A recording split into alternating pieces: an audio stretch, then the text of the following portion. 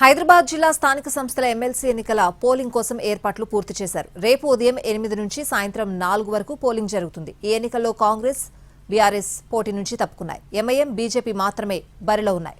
ఆ రెండు పార్టీలు ఎవరికి వారు గెలుపుపై ధీమా వ్యక్తం చేస్తున్నారు. హైదరాబాద్ స్థానిక సంస్థల ఎమ్మెల్సీ ఎన్నికకు టైం దగ్గరపడింది.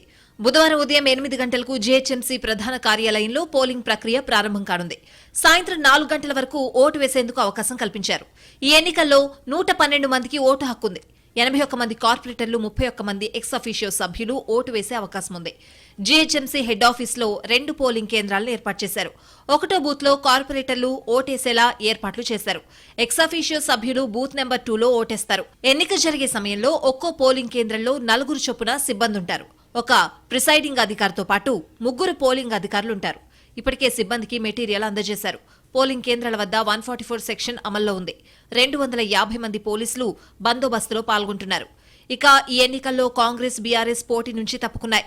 ఎంఐఎం, బీజేపీ మాత్రమే బరిలో ఉన్నాయి. కమలం పార్టీ నుంచి గౌతమ్ రావు పోటీ చేస్తూ ఉండగా మజ్లిస్ నుంచి మీర్జా రియాజ్ హసన్ బరిలో ఉన్నారు. హిందువులంతా బీజేపీకే ఓటు వేయాలని ఆ పార్టీ నేతలు కొన్ని చోట్ల బ్యానర్లు కట్టారు. ఇదేం పద్ధతని మంత్రి పొన్నం ప్రభాకర్ ప్రశ్నించారు. ఎంఐఎంకు 58 ఓట్లు ఉండి బలంగా ఉందని, తాము ప్రజాస్వామ్యాన్నే నమ్ముతామని పొన్నమన్నారు.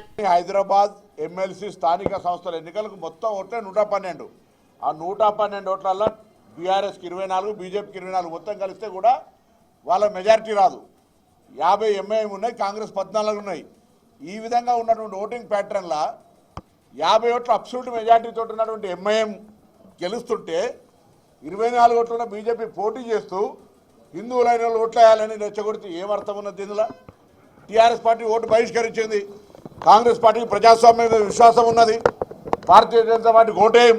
మరోవైపు పోటీలో లేని కారణంగా గులాబీ ఓట్లు జారిపోతాయా, లాక్ అయిపోతాయా అన్నదానిపై ఉత్కంఠ నెలకొంది.